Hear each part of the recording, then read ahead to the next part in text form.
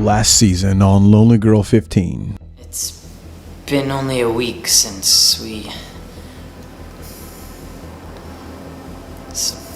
failed at our task of saving Bree. Stop filming me, okay? That's over. Who are you going out with tonight? I don't know, Scott, Andy. I just need to be left alone. You know what? I'm done! I am done! I'm not doing this! I'm not doing this anymore! I'm not wasting another second of my life on any of these girls. They might be out there, they might not be. I don't care! I don't care. Alright, look. I opened up Bree's email, now all of a sudden there's some dude in black outside. And that means there must have been like a worm or something in the email. Those are my parents.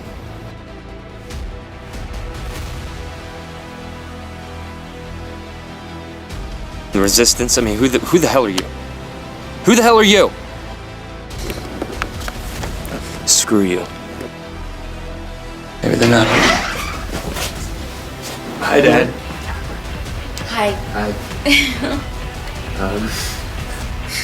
I'm Jonas. I'm Emma. Emma, nice to meet you. Nice to meet you. Daniel, if you see this, you need to go to Jonas's and get him and his sister out of there.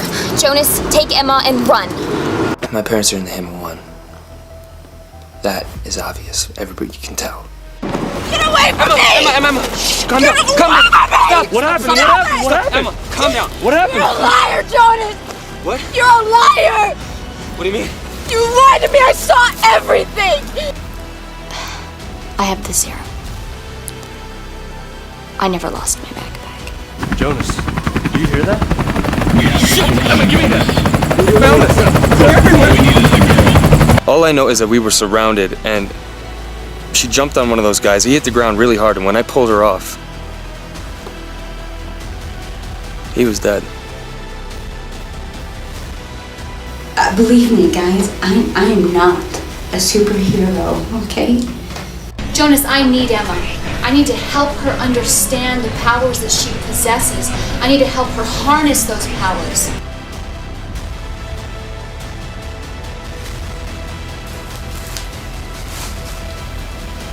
The following should be considered as evidence of my good intentions, and as a warning to anyone who might be foolish enough to consider coming after our very special girl.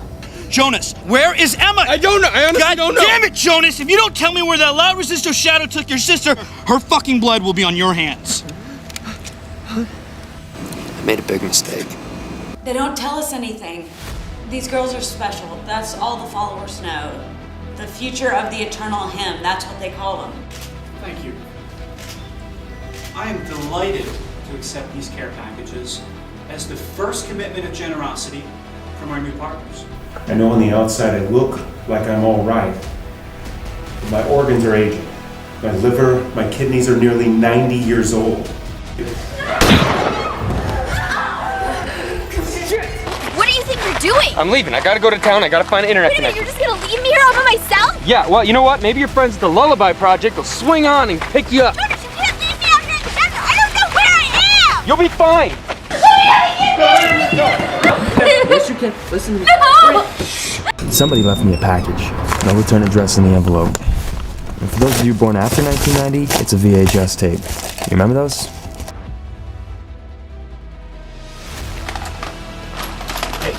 Hey, Jonas, what are you doing here?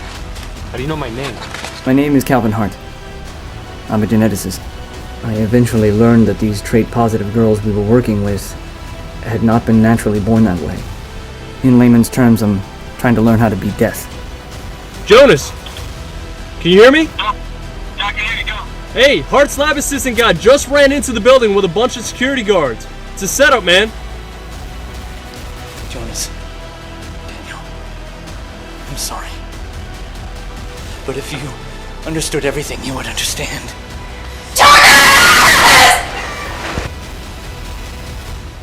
I just want my sister back.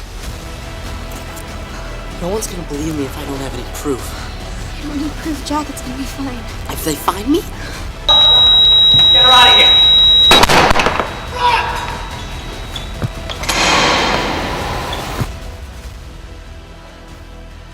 flight home, I sat with Evgenie. She was going to be my research subject. My dream. That's when I named her Gina. Porter said he'd already arranged for an American family to raise Bronislava as if she were their own. And that's when he named her Bree. Holy shit. And now, on the season premiere of Lonely Girl 15.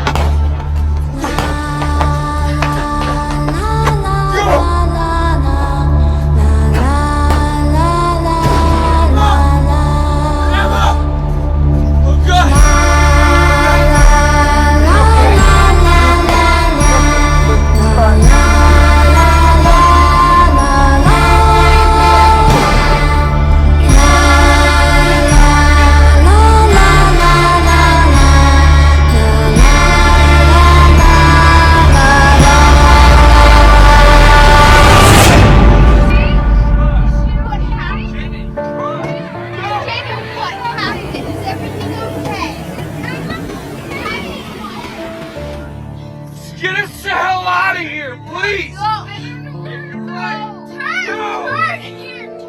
Fine. Emma, you're gonna be fine. You're gonna be alright. We pick up immediately after the events of the Season 2 finale, in which the group narrowly rescue Emma from being bled dry by the rogue elder, namely William Porter. This was due in large part to Dr. Hart's redemptive actions and his shocking admission of Gina actually being Bree's long-lost sister. After escaping, the group argue fiercely over what to do about Emma's worsening condition, having been shot in the harrowing escape. At the end, Daniel explains why he chose to leave Emma behind in favor of Gina. Hey guys. I guess you're all probably wondering what happened with me. I mean, why I left Emma behind with Dr. Hart. Look, Emma wouldn't leave.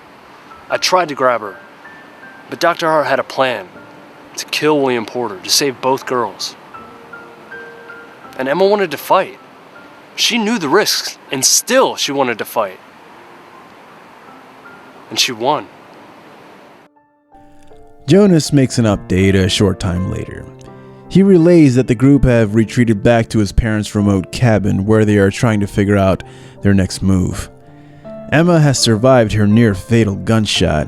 She is resting, but she is still very weak. Hey everyone. We rented a cabin in the woods. We came here to try to regroup. I'm staying up with Emma, just to make sure she's okay.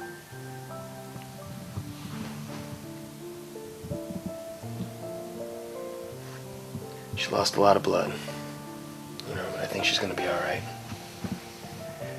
Food and rest are everything.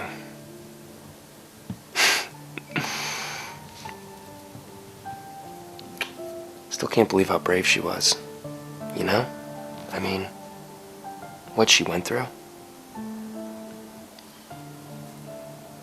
She killed an elder. My little sister killed an elder.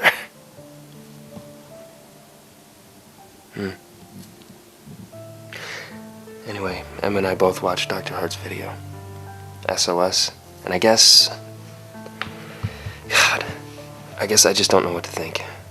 Part of me really wants to believe him that Gina is Bree's older sister, but then a part of me just thinks, what? Why should I ever believe anything that Dr. Hart has ever said? I don't know.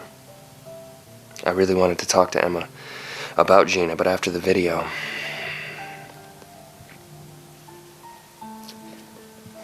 Emma was she was a mess.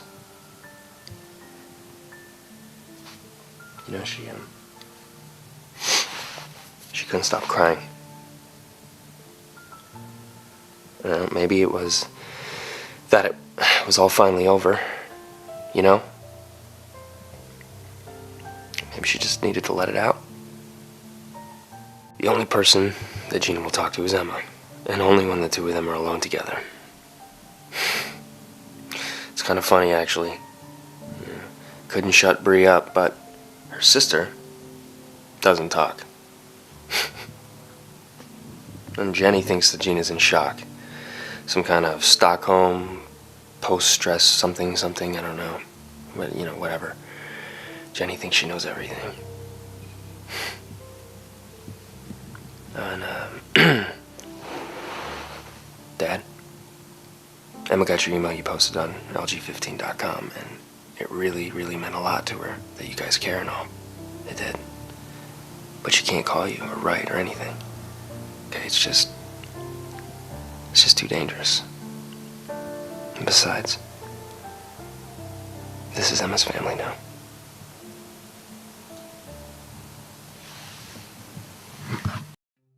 Daniel posts a few days later and reports that the situation at the cabin has become very tense. Jonas and Jenny can't seem to stop arguing, although Sarah speculates that the reason for this is because Jenny is actually jealous of all the attention Jonas has been showing his little sister as a result of her injuries. Daniel angrily chides Sarah for even thinking such a thing and continues his vlog outside. He tells the audience that although Gina is reserved and quiet, in a lot of ways she strongly reminds him of Bree. The next day, many in the group comment on how Gina seems to be unusually astute when it comes to craftsmanship, building, and aptitude. They speculate on whether these skills were taught to her or the result of some kind of gene splicing performed by Dr. Hart. Jenny decides to vlog in order to escape the increasing tension within the cabin. She updates us on Emma's condition and reveals how she truly feels about Jonas. Hey everybody. I just had to get out of the cabin. So the good news is that Emma is doing a lot better. She's not sleeping all day anymore, and she's just kind of back to being Emma. And even Gina is coming out of her shell little by little. So. Look, I know you guys all saw Daniel's video where Sarah basically accuses me of fighting with Jonas because I'm, secretly jealous. Whatever. And that's just Sarah being Sarah, right? It's part of her charm.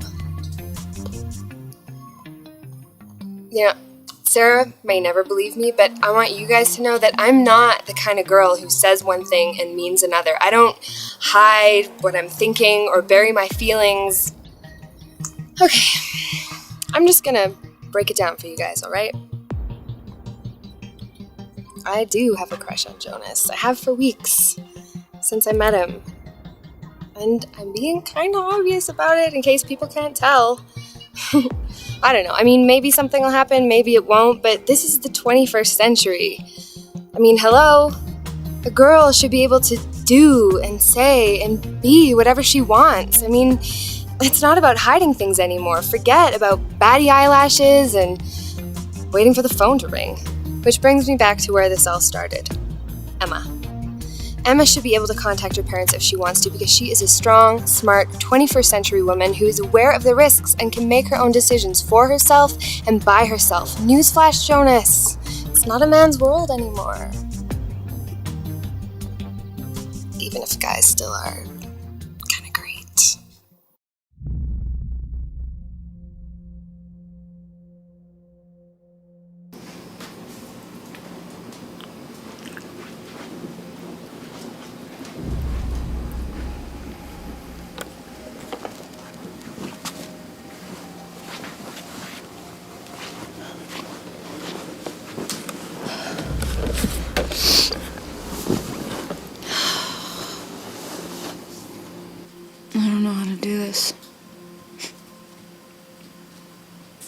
So I just decided to put my camera on and say everything I could say. If I could just say it. I'm leaving.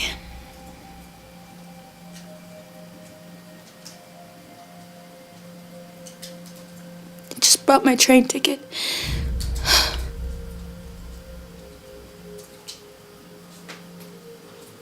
I'm so scared.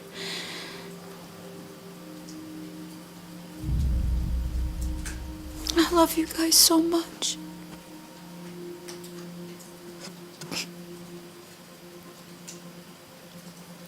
I miss you already.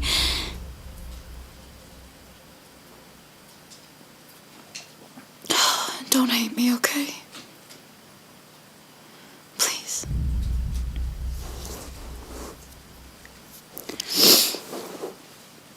Yesterday I sent my parents a message. An anagram on the boggle board. And last night we met in a chat room to talk.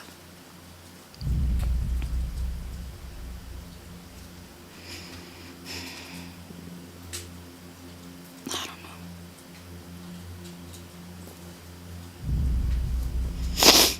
After everything I've been through, I just need to talk to my mom and dad. You know? It was so nice to hear how much they love me. How sorry they were for everything.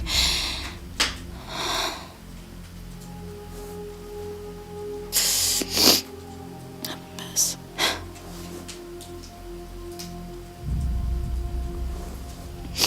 By the time we were done chatting,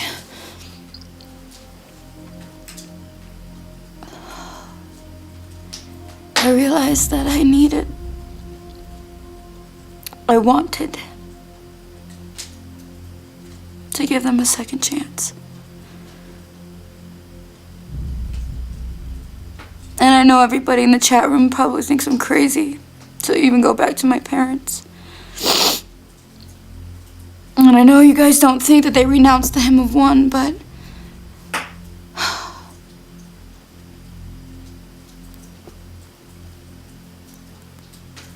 I know my mom and dad better than you guys do.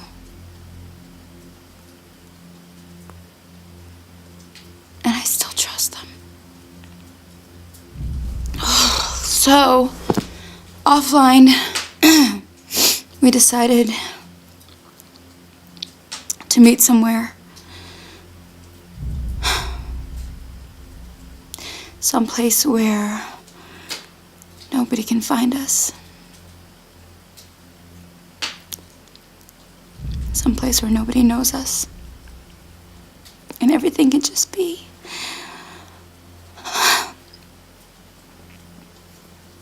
new. Jonas.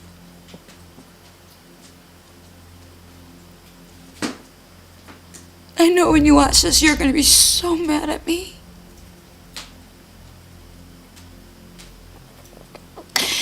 And Mom and Dad and everybody. Oh, God. I'm so sorry for hurting you like this.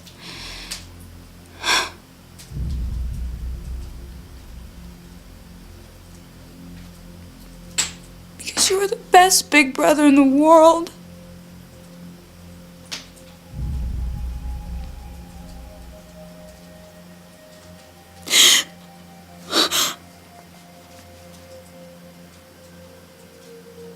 You did everything you could to keep me safe.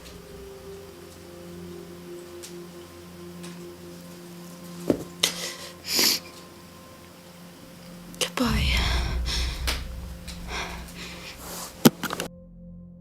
The next morning, the group discovered that Emma has fled, and after watching her upload, things descend into chaos. Jonas, in particular, shows that he is not handling things well. Hey. Jonas, come on. Jonas, where are you going? Talk to me, man. Jonas, what is your problem? Back up. I'm going to find Emma. I'm going to find her. Dude, you don't even know where Emma is or where she's going. For better or worse, that's how she wanted it. Yeah, maybe. Bro. You know what? Get the fuck off me. Whoa, Fuck is your problem? Stay the fuck away from me, both of you. Shut up.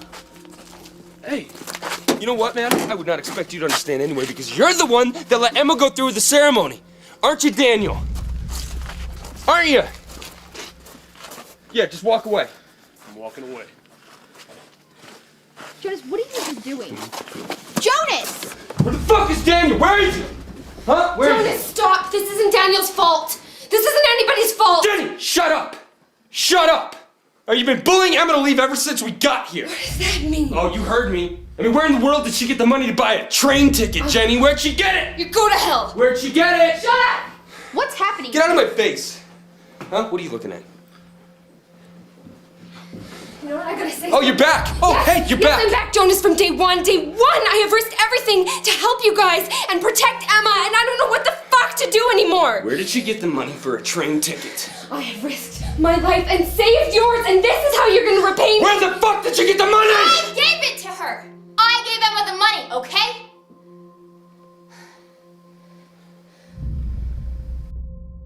Jonas reports that over the ensuing few days, he has spent countless fruitless hours trying to track his sister down with no success. He laments that he has been taking his frustrations out on the rest of the group and realizes that everyone has just been trying to help him. They are just as concerned about Emma's well-being as he is. He apologizes to everyone as well as to the viewers for his actions and has come to accept Emma's decision to leave. Despite this, he tries to reach out to his sister, telling her that whatever she is going through and whatever she's facing, he will always be there for her, should she need it. It's here the viewers learn that Jonas suffers from deep abandonment issues stemming from his parents disappearing from his life early on, and that he wishes to keep his family together, no matter what the cost. Meanwhile, the tension between Jenny and Sarah comes to a head as they explode on each other during a shopping trip. Really? Like, really? What? It's on sale. Yeah, and it makes your hair smell like a chemically mutated flower. Not to mention, it's like probably not so good for the environment. Okay, do you like enjoy being rude to people? Yeah, I thoroughly enjoy it. You thoroughly enjoy it? Yes, I thoroughly enjoy it. Shut up. You shut up. Oh. What? What? Okay, you know what? Why are you doing this? Ever since we got up here, you've been like this complete... It's like you're a different person. Me? Sarah. Are you kidding me? Did you see that video that you posted? Oh, well... Sarah being Sarah? At least I'm able to express my feelings in an open way without, like... Yeah, by going shopping with Daniel. Whoa! What is that supposed to mean? Sarah, I tagged along because I ran out of deodorant. I don't want to stink.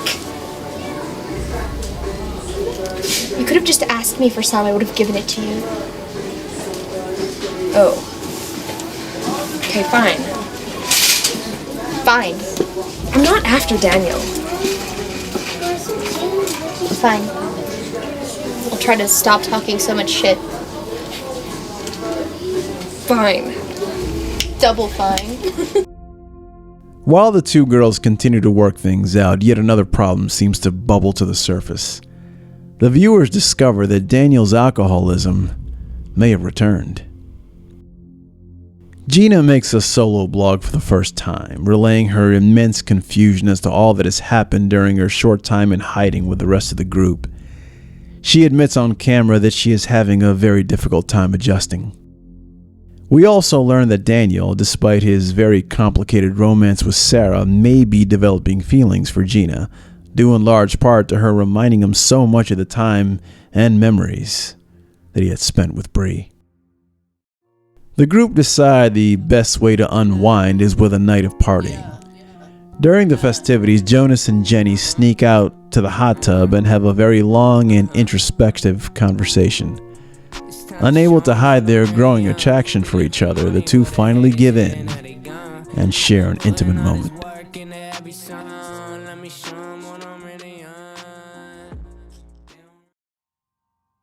The next morning, Daniel makes lighthearted jabs at both Jenny and Jonas, but is overall happy for their burgeoning relationship.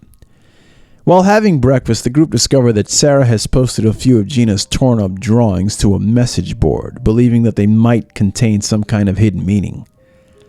Upset that she has violated Gina's privacy, they begin to criticize Sarah when they notice something in the background of one of the drawings. A mysterious woman that Jonas seems to recognize as a likeness of Bree's adoptive mother. Daniel decides to get Gina alone during a hike in order to question her about what she knows about Bree's adoptive parents. Look, Gina, I know you don't want to talk about your drawing. No, I don't. But I still have to ask. How did you know Bree's mom? I mean, when did you meet her? This is all Sarah's fault. This isn't about Sarah anymore. This is about Bree. Bree was mine. Gina, I need to know everything you know. Right here, right now. Look, I lost my best friend. She was my... So did I, Daniel. Dr. Hart was my only friend. He was my family.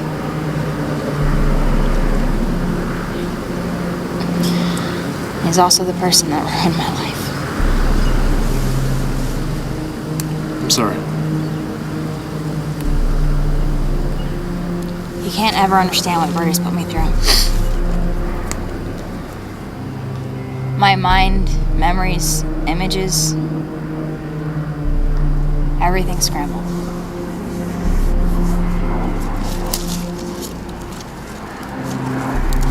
You don't remember meeting Bree's mom, do you?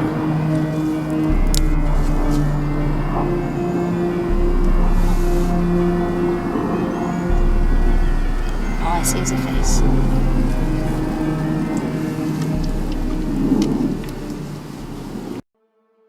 While spending time together in the city, the group noticed that they are being followed by a mysterious man. While analyzing the footage, they discover that the man in the background is the shadow of the deceased William Porter.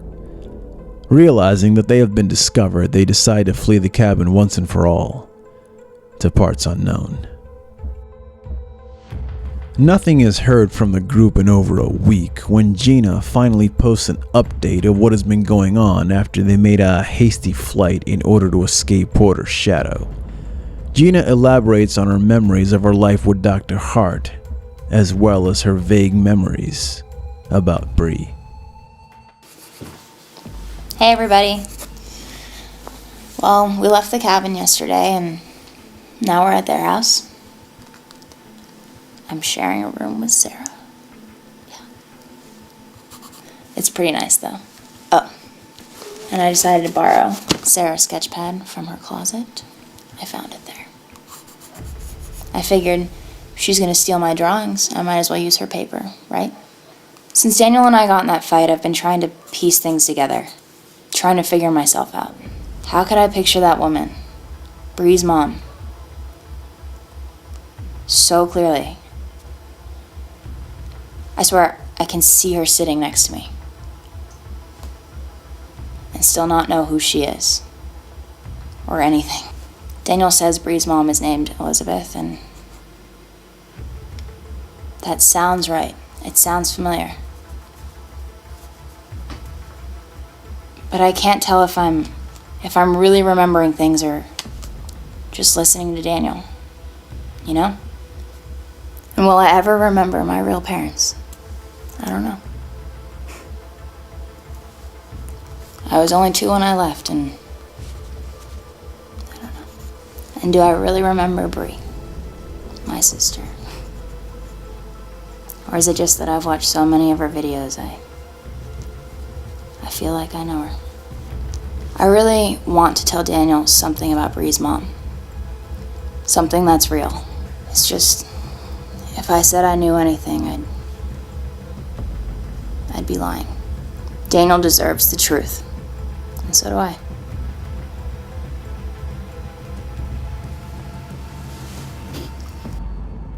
Jonas uploads a mysterious video he says was received via a private email. The video contains several encoded phrases written backwards, including a final cryptic message that spells out, "Alas, so the master he sinks in death." Going over the cryptic video, Daniel and Sarah set about decoding all the messages, all the while not getting anywhere with their actual meaning. They believe that Porter's shadow himself was the one that sent the actual video. In the middle of their research, Jonas alerts everyone that Gina has gone missing. Driving all over town, Jonas and Daniel racked their brains on where Gina could have run off to, even discussing the possibility that she might have been kidnapped by the very shadow that had sent them the mysterious video in the first place. In the midst of their back and forth, Daniel has a strong hunch of where they might find the young girl and instructs Jonas to drive to Bree's old house. Gina! What are you doing? Gina! I know this house. What? When I was a kid, I used to come here to play. Come on. Gina. I'm sorry. I'm sorry I left. I watched the old videos and I saw this house. And suddenly it's like I could see everything. I used to come here. Jonas. I want to go inside. I just want Gina, to no, listen, this isn't safe for you, right? Besides, they don't live here anymore, right? You gotta go. Come on. No, but it's just if I It's could okay. just see Come on. inside. No, we have to go. Gina, We have to go. No, Gina, please, come on. Please. Wait, I dropped my wrist. It's alright, doesn't matter, let's go. You okay? Yeah, man. Let's get out of here. Is she okay? Gina, you alright? Gina, talk to me. Look, I know you're upset. There's just so much that happened. You don't even understand. We're gonna get you home, alright? I promise. I'll tell you. Just Daniel? What? Daniel! No way. Is that? It's fucking Lucy, man! In the shadow, go! She turn it around? Sure up, man. Go. Hang on. She's gaining on us.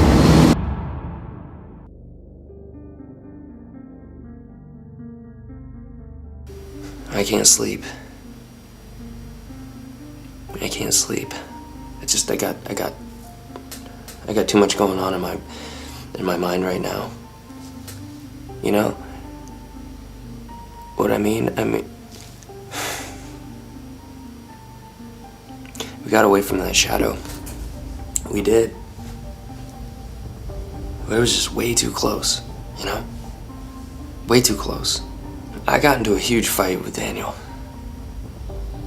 You know, because he went off on Gina for risking our lives, and then I went off on him. Because, you know, we can't control Gina. We can't do it. I tried to do that with Emma. And look how good that worked out. You know, so now Gina's completely shut down, and Daniel's all messed up because of all this talk about Bree and Jenny, and the thing is that I don't know where we're headed here. I don't know where we're headed. What is friendship? What is that? You know, because I guess to be a friend you have to care. You know, but I think to be a real friend, you gotta care deeply. You know, you gotta care deeply. Otherwise, it's not worth anything. You know, it's meaningless without that. You know, to know that somebody cares about you and your life, you know, and how you're really doing. You know, not just this superficial thing, but how you're really doing. That's all anybody wants. You know, that's it. To know that somebody truly cares about you, man. And that you're not alone. Because being alone and feeling like that nobody cares or nobody wants you around, that's a tough way to go. Look, man, we're still friends. We're still friends. I just don't know if right now we can stick together. It's just maybe, I don't know, maybe it's because it's so late and everything is just more serious now, and I'm just tired. You know, man, I'm just tired. I'm tired of the circle that we seem to be on. I'm tired of the fighting. I just want it to be simple. I just wanted to be honest with you, that's all. That's it. After the incident involving Lucy and the Shadow, Gina decides to sequester herself, refusing to talk to anyone but Jenny. Later, she apologizes to Daniel and Jonas for putting them in danger and admits she has almost no memory of traveling to Bree's old house. She says her clarity is being slowly overtaken by inexplicable memories, and that if she is to find any answers, locating Bree's adoptive mother may be the key to everything. Jenny supports Gina's conclusion and tells Jonas and Daniel via the camera that this might be a mission that Gina has to accomplish all on her own. Sarah uploads a day or two later and informs the audience that Jonas and Jenny have decided to accompany Gina in her search for Bree's adoptive mother, while Daniel and herself remain behind. In the middle of the recording, Sarah relays a frightening encounter that she's just experienced. You guys are never gonna believe what just happened. Okay, he's looking for us, the Shadow. Okay, he was in there yesterday. This clerk comes up to me, this cute clerk, and I thought he was just trying to hit on me or something. And then he says that this strange guy, this muscled out psycho, was in there yesterday asking about us. Okay, he had photos of us. He had an eraser with the store's name on it. It's gotta be the one that Gina left behind at Bree's house. Shit. Okay, the clerk said that he didn't say anything about us, but I gotta get back to the house and warn everybody. After Sarah gets back and warns everyone of what she witnessed, the group decide that they have very little time to lose and begin immediately packing. Hey Gina, I need to talk to you. I'm gonna be honest. We're not sure how involved Bree's mom was with the Hima one. You know? You mean she could have actually been in the order? It's possible. Anything is possible. The thing is that we don't know for sure. Alright, but we're gonna find Bree's mom for you. Okay? Because that's what she asked us to do. Alright. Oh, and I think you should say goodbye to Sarah and Daniel tonight because we're getting an early start tomorrow morning. Let me get something to eat. Okay.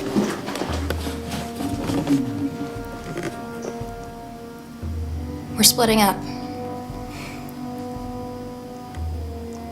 I'm splitting everybody up. The morning of the trio's departure, a menacing figure that was hidden inside Jenny's room the entire time attacks the sleeping girl. Screaming for Jonas, Jenny startles the intruder as he bolts out of the house, pursued by Jonas and Daniel. Outside, he is discovered dead, apparently being run down by a passing motorist.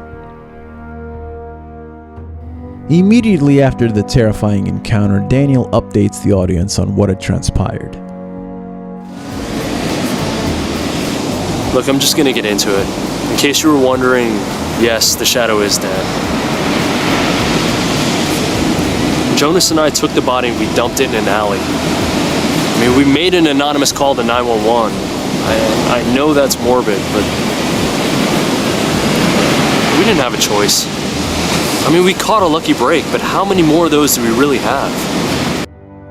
Daniel also relays that after dumping the body, the boys had a long talk, and Daniel convinced his friend that splitting up was not the best answer, that they were much stronger and effective as a unit.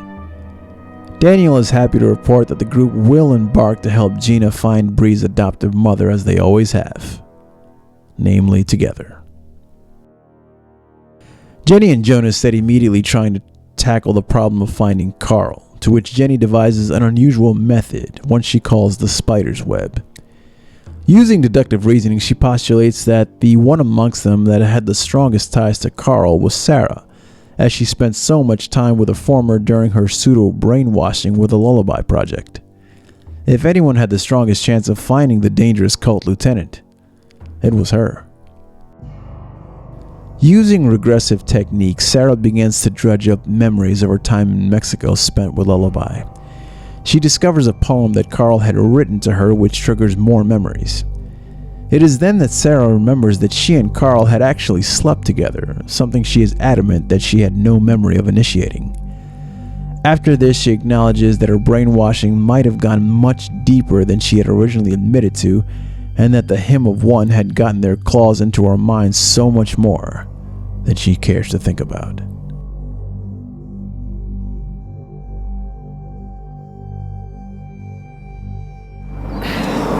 Here's the deal. You all saw Sarah's video last night. Apparently, Carl and Sarah had something going on down in Mexico. Carl thinks he's some kind of Don Juan who wrote her a special letter in Espanol. What a cheese ball, right? Mm-hmm. Well, our friends at LG15.com were able to translate it for her. The note said something about Carl starting a charity to eradicate poverty. He wanted to call it Sacred Spirit. Most of it's a bunch of nonsense, but if you want, feel free to read the whole translation on the forum. Yeah, and you guys did your research and you found Sacred Spirit online on MySpace. And guess who their #1 friend is? No, actually their #1 friend's Tom. But guess who their #2 friend is? Yep, you got it, Carl. So anyway, we use those leads and we track down the Sacred Spirit offices and check them out. I think I know why you're upset. Don't worry about it. For me, I'd be insanely jealous too. It's normal. Give me a break, man. I'm not jealous. Dude, he wrote Sarah a love letter. It wasn't a love letter. I love you so much. Our time in Mexico together has been a fantastical dream. Yeah. That's either the perfect lyrics for an Elton John song or a cheesy love letter. But you know what? Thing is, it's so cheesy. How could Sarah say that she loved that creep? Yeah. Well, you know Sarah. Probably just trying to get your attention. What? Yeah, you have been spending a lot of time with Gina lately. You think she's trying to make me jealous? Maybe. All I'm saying is that I know it sucks. And if you need to talk about it. How could she even consider it? And then keep it from us this whole time. That's what I'm talking about. Oh, Jonas, get up. It's Carl, man. In a suit.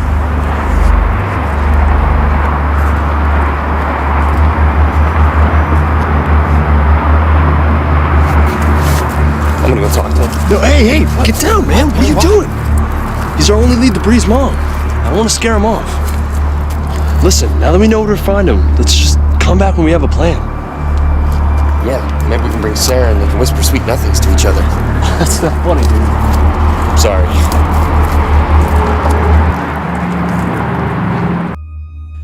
During a cookout the group is having, an argument breaks out where both Jonas and Daniel accuse Sarah of using the excuse of being brainwashed to mask the fact that she genuinely had feelings for Carl. She fires back, telling Jonas that he was being overly paranoid and accusing Daniel of just being jealous. Out of nowhere, Carl himself shows up at the group's doorstep with a bouquet of flowers, professing his love for Sarah and telling her that he has now left the Hymn of One. A few days go by with no update when Sarah finally posts.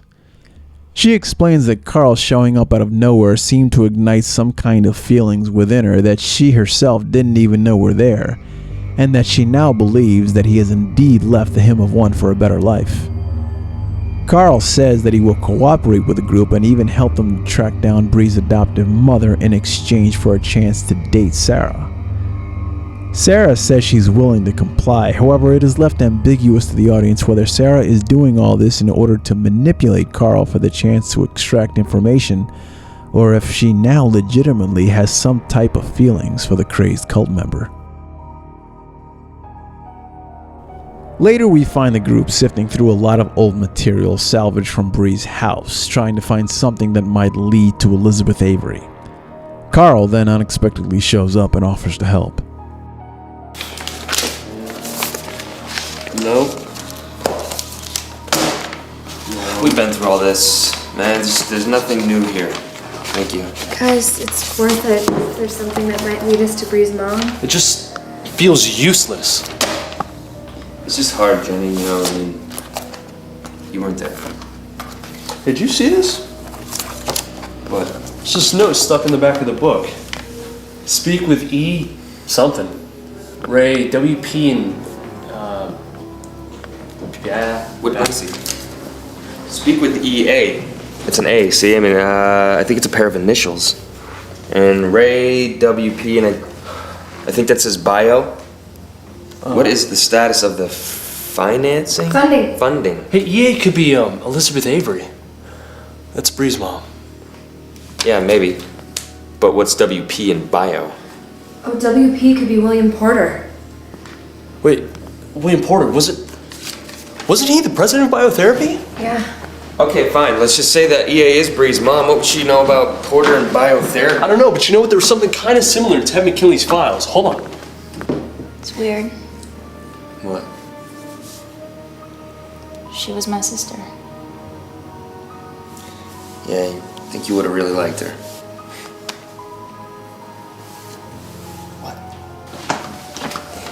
Hey, man.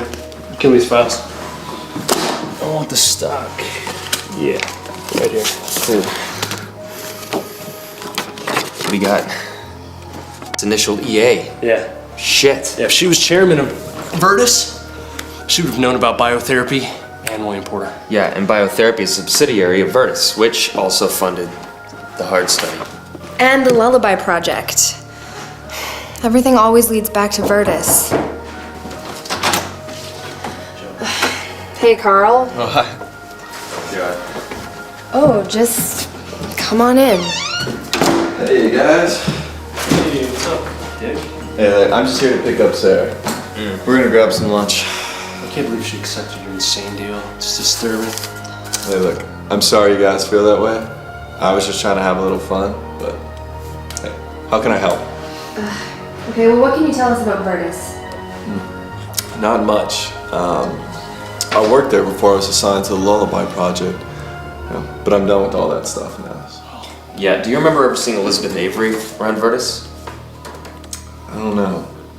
Not that I can recall. Well, what I'm saying is, was she ever chairman of the board? Well, I don't know. Hey, where'd you get the Virtus stuff? You know they issue this to all their employees. I still have some. They always send me these notifications about proxy voting. So, the board meets the third Friday of every month. You guys, that's this Friday. With Carl's aid, the group managed to find an address and discover that Bree's adoptive mother, Elizabeth, is indeed the one running Verdus Pharmaceuticals, hinting that she might have known everything that was going to happen to her daughter up to and including the killing of her own husband, Andrew. Needless to say, the group does find what they're looking for.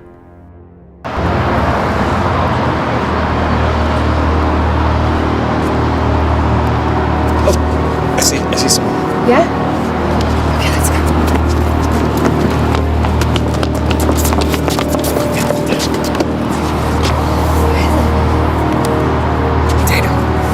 I can't see her face. I don't know. That's her, man. That's Bree's mom. Are you sure?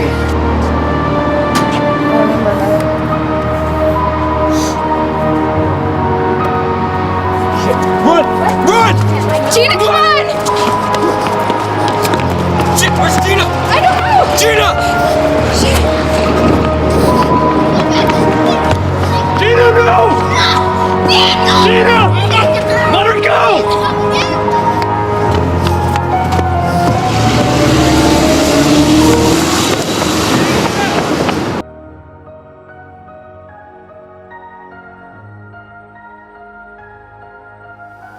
This whole weekend's been a daze. Since Friday. Since Gina was taken. Then, returned to us later that night. We were all sitting around trying to figure out where Bree's mom took Gina when it happened. I'm gonna find her. It's been 10 hours. Damn it. Look, I know she could be anywhere right now. What was that? It's just a car, man. It's nothing. It's nothing. Oh my god, Gina. Okay, you okay? What is this? You okay? Jonas, Come on. get her inside. Okay, come on, get up. Get her in. Come on. Gina, can you hear me? Gina, Talk what to me. happened? Are you okay? What happened? Gina.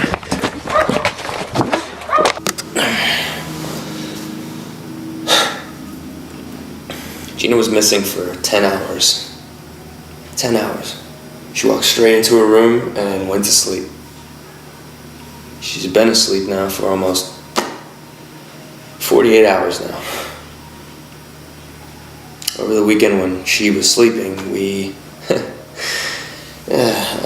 did residual anxiety, I guess. Jonas goes on to explain that Gina also carried an encrypted disk with a bunch of strange numbers written on the face. He is convinced that Elizabeth wants the group to open and decipher the numbers, and that it has something to do with Bree's death. The next day, Carl returns with Sarah after spending the day together, after which a fight breaks out between Daniel and the former. Look, I explained it all to Sarah, but I need to tell you, man to man, I had no idea that they would take Gina. Look, I was just trying to help. Yeah, all I know is that you shouldn't be here right now, Carl. Look, I'm trying to tell you that when I saw that video that Gina was taken, I was just as upset as who? You. As Jonas? As me? Hey man, Huh? come on. No, the amount of shit that comes out of your mouth. It's worth it. Look, I have nothing to do with them anymore. Why can't you get that? Huh. Look, hey, I've moved on with my life, Daniel. Maybe you should try it. Jonas, look, you have to listen. You haven't said one honest thing yet. You want honest? Yeah, I want honest. Beast? What? Fine.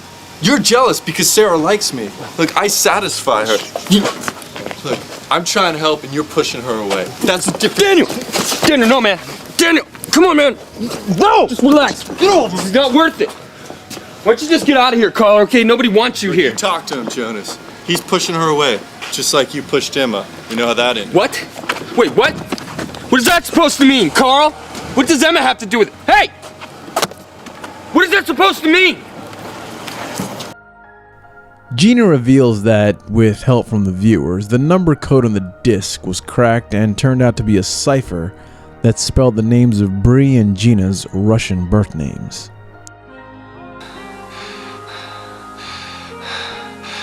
A 2-year-old named Evgeny, and her newborn sister, Bronislava.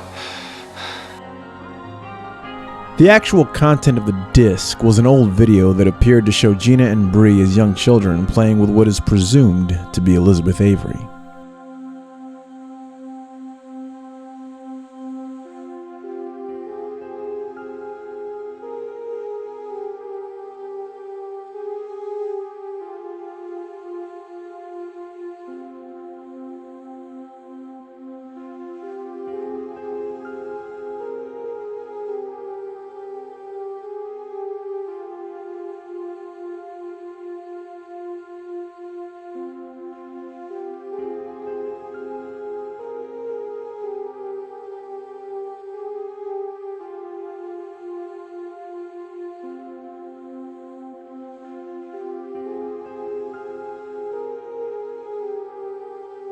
Later, Jenny questions Gina on what she remembers after being abducted by Elizabeth.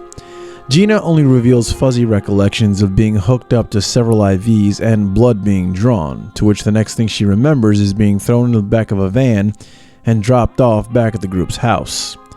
At the very end of the old video on the disc, there is a specific meeting time and place. Gina is instructed to meet Elizabeth alone if she hopes to get any answers. Gina updates us the next day and informs us of the decision she's come to in regards to the meeting. I'm going to meet Elizabeth.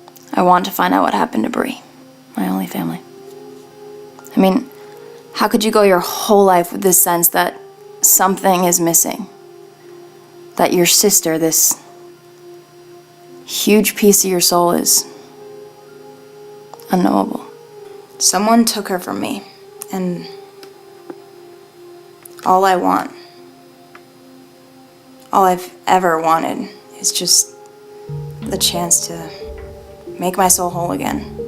Tomorrow could really be that chance.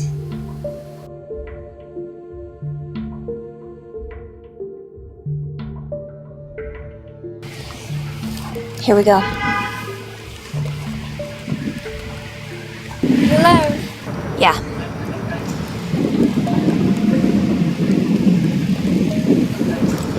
Sorry, I just need to grab a tissue. You always did have bad allergies.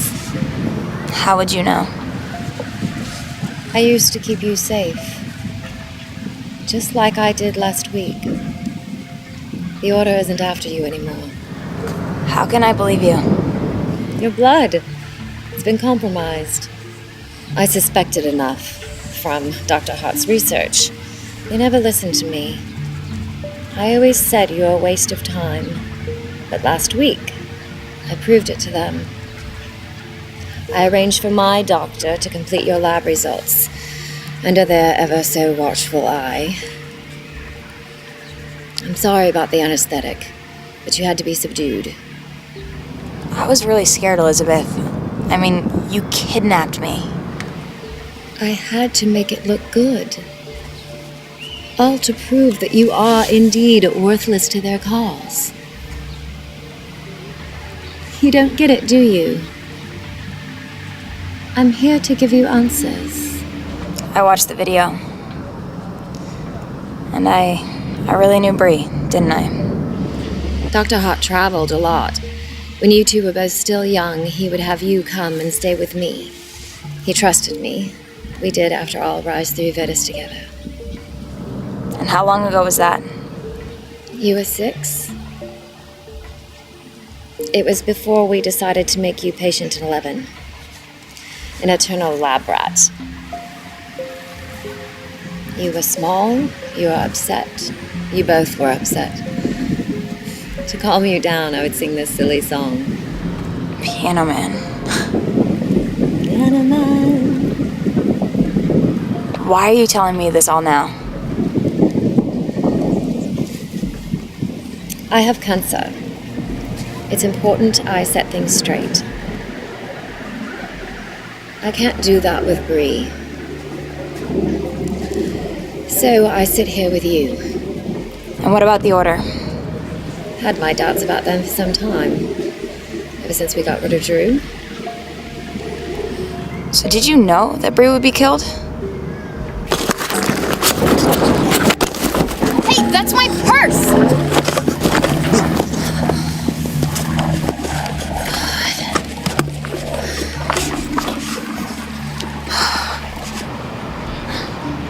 Elizabeth! Oh,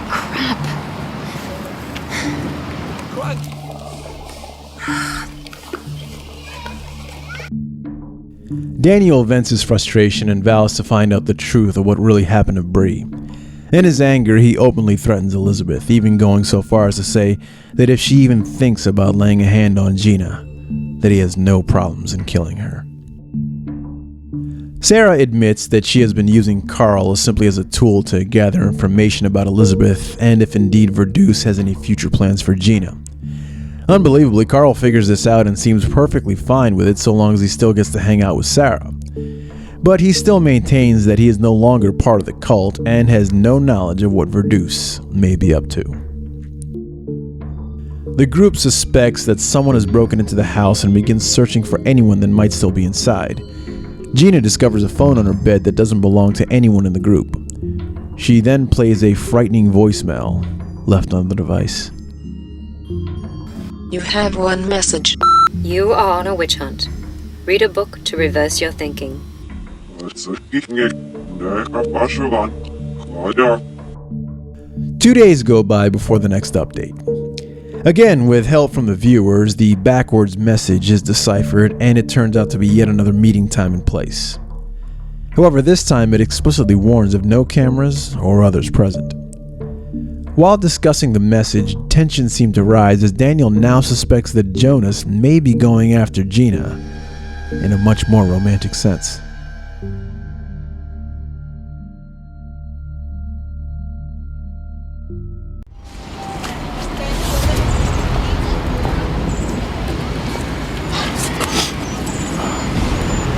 Man, I want to hear what they're saying. Just relax, dude. You're losing it, right? Dude, keep the camera on Gina. Relax. We're doing nothing, man. I hate this. Daniel! Whoa, What? Did you quit acting like a psycho? I told you we're gonna tail her as soon as she leaves. What's your problem? Dan, wait. What? Wait, you're telling me to wait? Yes. Mr. Impulsive runs headfirst into any situation? No way, man. It's my turn. Dan, dick shit. Hey, you. Murderer. You out of your mind. You got rid of Mr. Avery. Do you know what they do to Bree? You are putting us in danger. Did you Stop have Bree it. killed? How dare you talk to me this way? Did you? Did you kill your own girl? No! I tried to stop it. I didn't want to put Bree through with the ceremony. I thought I could. She's my little girl, and I loved her. There was nothing I could do. Let her down. I tried to save her. You don't understand. The order will not be denied. He will not be denied. Who? Bree's elder. How do we find him? Elizabeth? Tell us. Prove to us that you loved her. I saw him once. There was a name. It sounded important. Mary Annette. He was looking for her. If you find her, maybe you'll find him. Elizabeth, come on, you gotta give us something. They could be watching us. Goodbye. Elizabeth.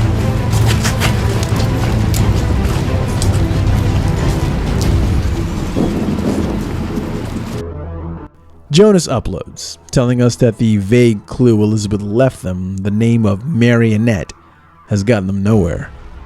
He muses that the quest to find Bree's elder has become a very personal one for him. He wants to develop his relationship with Jenny further, but feels like he can't properly do that if Bree remains an unfinished part of his past. Jonas also informs us that he is worried about Daniel, as the latter has become very consumed with thoughts of revenge against the Order. Hey guys, you're right. In the forum you posted that Marionette, the lady we've been looking for, might actually be a marionette, like a puppet. And then I remembered, Bree mentioned something about a puppet in the P-Monkey email she sent. At the time it didn't seem useful. The email seemed so normal. And honestly, no one wanted to read it again. But now, I realize Bree's telling us how to find her elder. So, here it is. As Daniel reads Bree's last email, the pieces begin to fall into place for him. He thinks he now knows where to start the search for Bree's elusive elder, although the picture isn't quite complete as of yet. But he now has the name of a starting point, a place called Alcombe. After gathering the group together, they figure out that Alcombe is the name of an obscure antique shop located on Catalina Island. The group pack up and set off, quite unaware of the extreme dangers that they will soon face. And with that, our journey has come to a temporary halt. What will the group discover on Catalina Island? Who is Bree's mysterious elder, and what exact role did Elizabeth Avery play in the deaths of both her daughter and her husband? We'll tackle all these questions and more in Season 3 Explained Part 2, so you better not go anywhere. But as we always say, dear viewer, it's wise to always question everything and trust no one. Until next time.